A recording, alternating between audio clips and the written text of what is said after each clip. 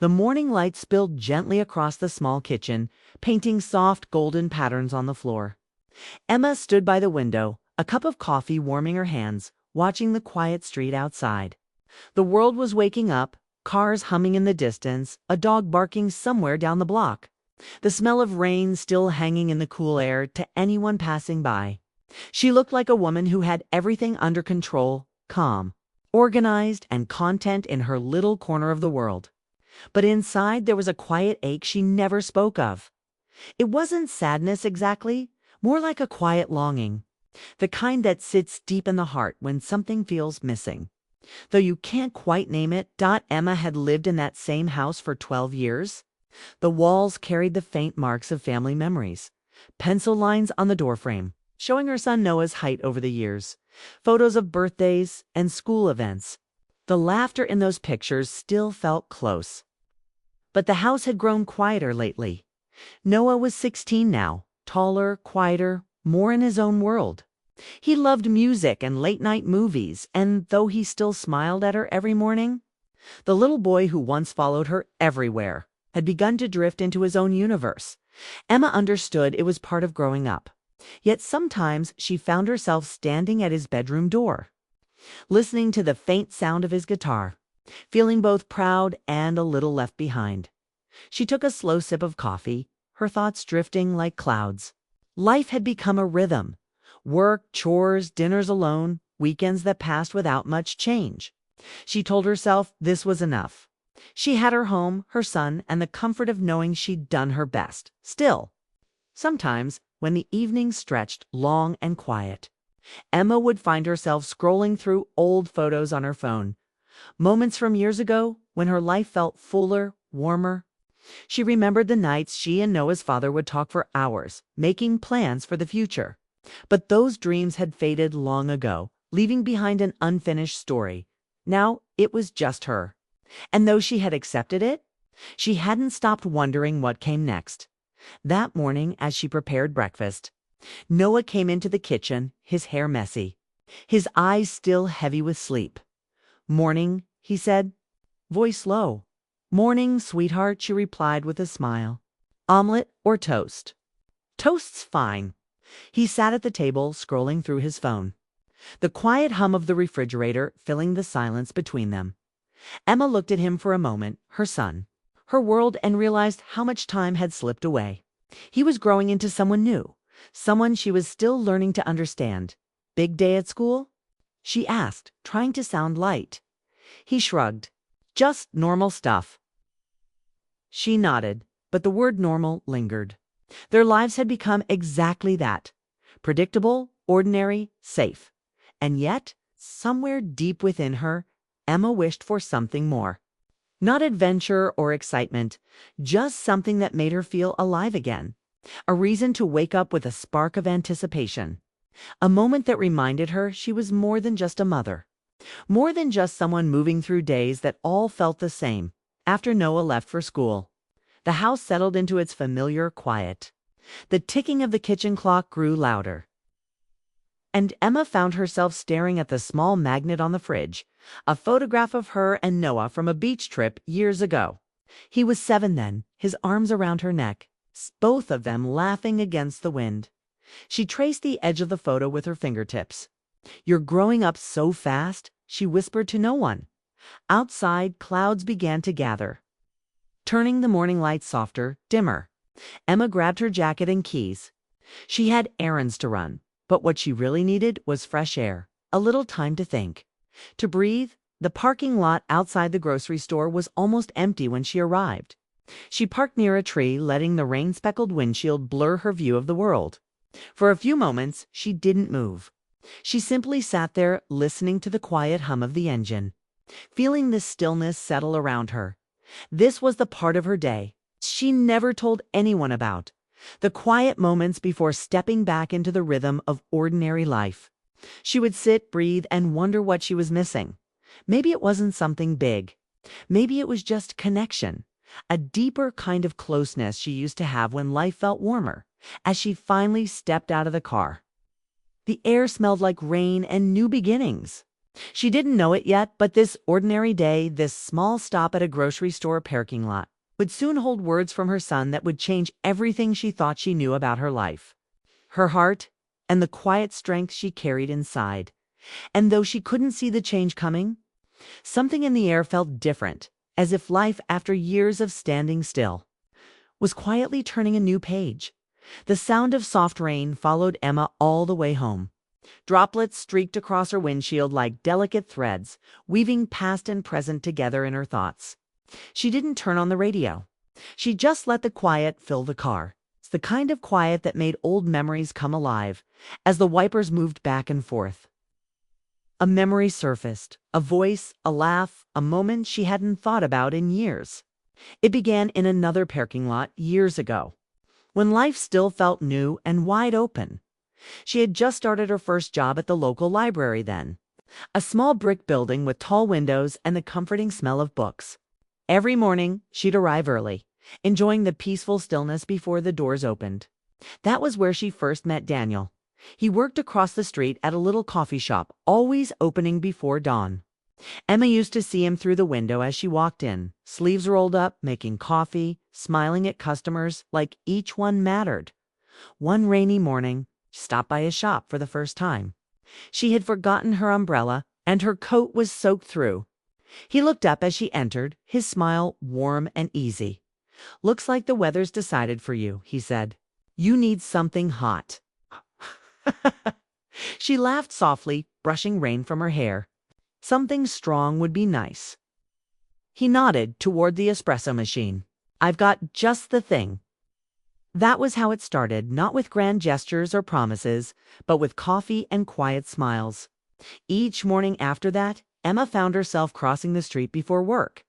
Drawn by something gentle she couldn't explain, they talked about small things, books, music, the way autumn seemed to come earlier every year. But sometimes, in between those ordinary words, there was a pause. A stillness that said more than conversation ever could. Daniel had a way of listening that made her feel seen. Not for what she did or said, but simply for being there. One morning, he handed her a cup without asking for her order. "You look like you need cinnamon today," he said. She smiled. "How'd you know?" He shrugged. "You seem like the kind of person who hides her tired days behind quiet smiles." His words stayed with her long after she walked back to work. That day, even the ticking of the library clock sounded softer. Like her heart had found a rhythm it had been missing for months. Those small exchanges became her favorite part of every day. She never told anyone about them, not her friends, not even her family. It was her secret joy, a gentle spark in the calm routine of her life. But time, as it always does, shifted things. Daniel mentioned one day that he was moving to another city to help his brother open a new cafe. He said it lightly, but Emma felt something inside her falter. She remembered that morning clearly, the soft drizzle outside, the warmth of his coffee cup in her hands, the ache of realizing that some chapters end quietly. Without goodbye. "I hope it goes well," she told him, forcing a smile. "They're lucky to have you." He nodded, his eyes meeting hers with something unspoken. "You take care, Emma." And then he was gone. For weeks after, she still walked past the little coffee shop, half expecting to see him behind the counter. But the new barista didn't know her name, didn't remember her usual drink. Eventually, she stopped going. Life carried her forward.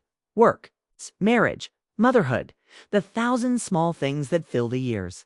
Yet sometimes when the world grew quiet, Daniel's memory would drift back like a song she hadn't heard in a long time. She never called it love. It wasn't that. It was something softer, a connection untouched by time. A reminder of who she once was before responsibilities filled every corner of her world now.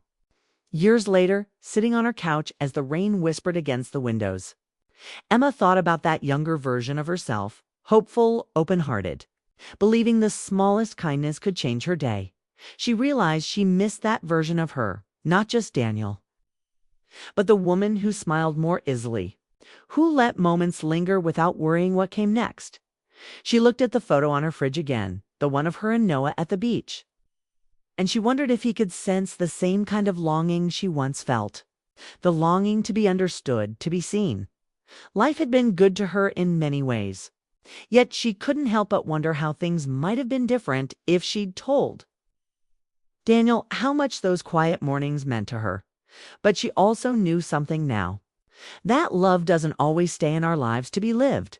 Sometimes it visits to remind us that we're still capable of feeling deeply, even when years and distance try to quiet that part of us. As the rain softened and the evening light turned gold, Emma closed her eyes and whispered, "Thank you," to a memory that still echoed gently in her heart. She didn't know why, but that night felt different, like the past had finally made peace with the present.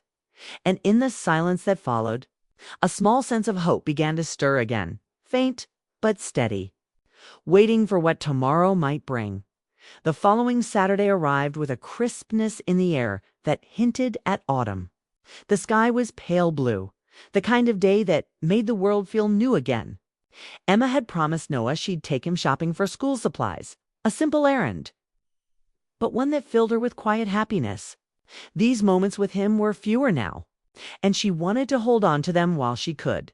They parked near a small plaza on the edge of town, a mix of new stores and a few old shops that had somehow survived the years.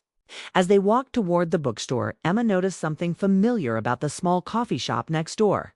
The sign was new, but the shape of the windows and the soft hum of laughter inside stirred something deep in her memory. "Can I grab a drink?" Noah asked, already heading toward the door.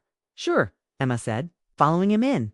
The smell hit her first: roasted coffee, cinnamon, and a faint trace of vanilla. It was comforting, almost like walking into the past. She scanned the menu above the counter, and that's when she heard it. A voice. Calm, warm, unmistakable. "Hey there, welcome in. What can I get started for you?" Her breath caught. It couldn't be. But when she turned, she saw him, Daniel. His hair was a little grayer now, his face a touch more lined, but the kindness in his eyes hadn't changed. He looked up from the counter, and their eyes met. For a heartbeat, time folded in on itself. He blinked, surprised, then smiled slowly. "Emma." She almost laughed, partly from nerves, partly from disbelief. "Daniel, I didn't know you were back." "Just moved last month," he said. "My brother runs this place now. I help out on weekends." He paused, the corners of his mouth lifting. "It's been a long time." "Too long," she said softly. Noah stepped forward, looking between them curiously. "Mom." Emma smiled, composing herself. "Noah, this is an old friend." Daniel extended a hand. "Nice to meet you, Noah." The boy nodded politely, and Emma felt a strange warmth in her chest, two parts of her life standing in the same place. Overlapping for the first time, they ordered their drinks, and Daniel offered, "If you've got a few minutes, I can bring them to your table."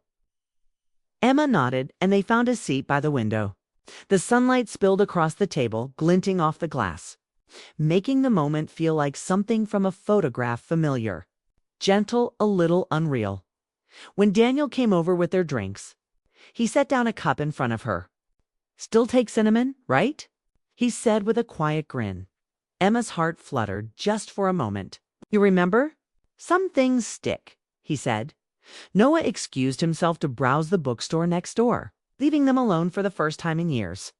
The silence between them wasn't awkward. It was full, layered with all the things that didn't need to be said. "You look good," Daniel said finally, his voice low, genuine. "So do you," Emma replied. "You haven't changed much," he chuckled softly. "You'd be surprised." They talked not about what was lost, but about life as it was now. About his brother's cafe, about her work, about Noah and how quickly time seemed to move. It was an easy rhythm, like slipping back into a song they both used to know by heart. At one point, Daniel looked down, tracing the rim of his coffee cup with his thumb. "I used to think about the library sometimes," he said. "About those early mornings." Emma smiled faintly. "So did I." He glanced up. "Do you ever wonder how things might have gone if life had lined up differently?" She hesitated, then said quietly, "I used to.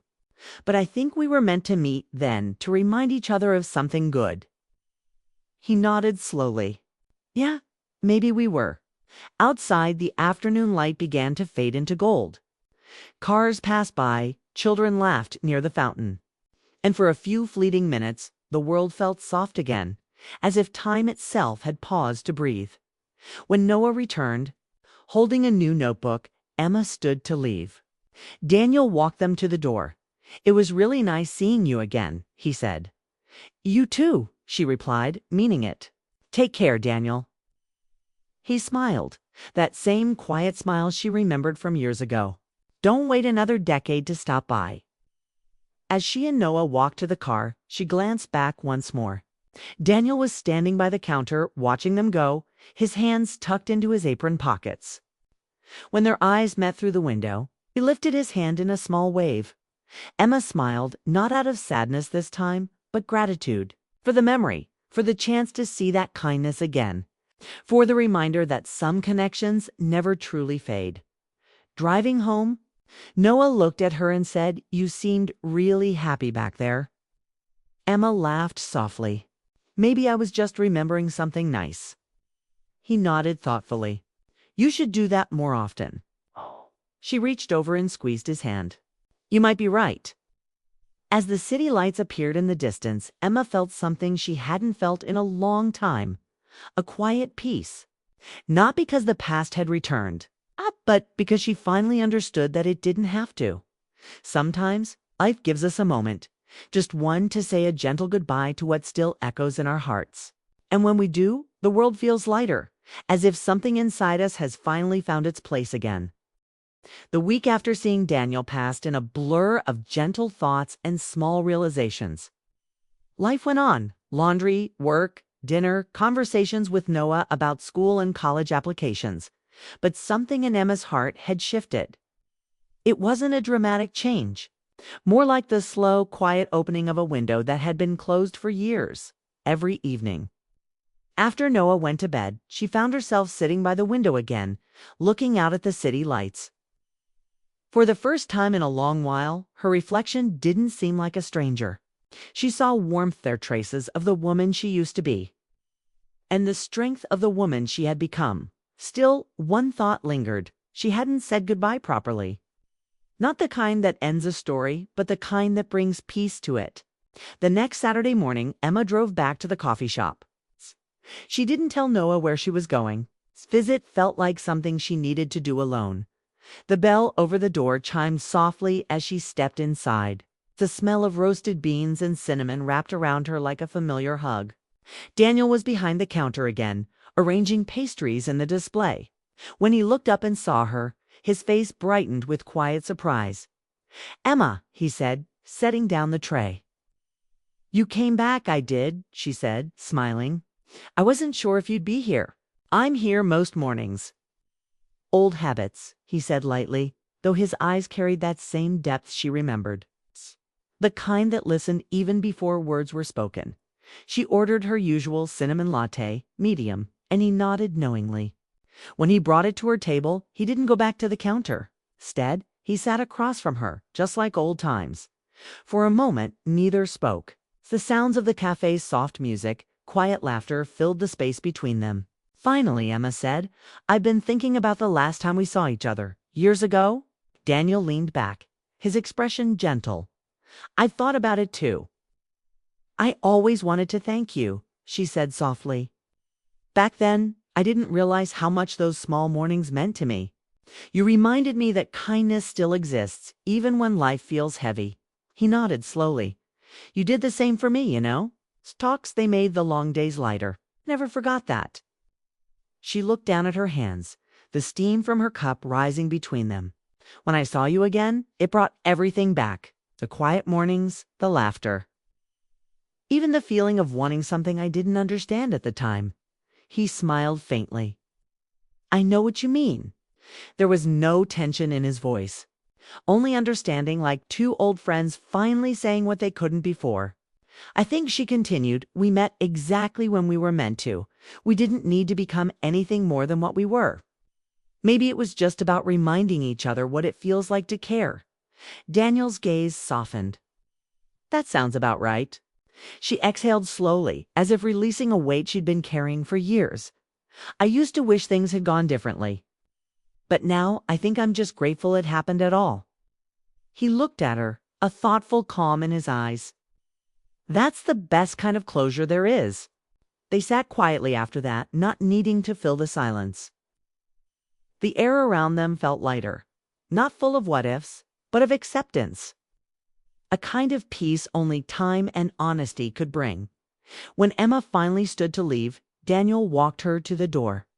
The morning light filtered through the glass, painting soft gold across the floor. "Take care of yourself, Emma," he said, his voice warm. "You've still got that same spark. Don't forget to use it." She smiled, her eyes glistening. "Thank you, Daniel, for everything then and now." He nodded once. "Be happy, okay?" "I will," she said. "You too." Outside, the world seemed brighter. The air smelled of fresh coffee and new beginnings.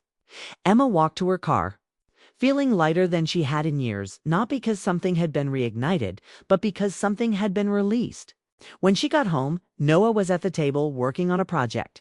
He looked up and smiled. "Hey, Mom, you okay?" She smiled back. "Good, sweetheart, really good. You studied her for a moment. You look peaceful." Emma laughed softly, brushing his hair from his eyes. "I think I finally am." That night, as she stood by her window again, she didn't think about the past with sadness. She thought about the courage it took to let things go, to face the echoes and find beauty in them. She realized that love in any form doesn't have to last forever to be real. Sometimes it simply needs to touch your life once to remind you who you are. Emma closed her eyes, whispered a quiet thank you to the universe, and smiled. For the first time in a long time.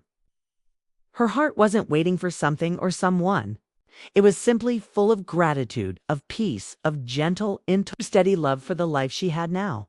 And in that stillness, the story that had begun years ago, with rain, coffee, and a smile, finally found its perfect ending.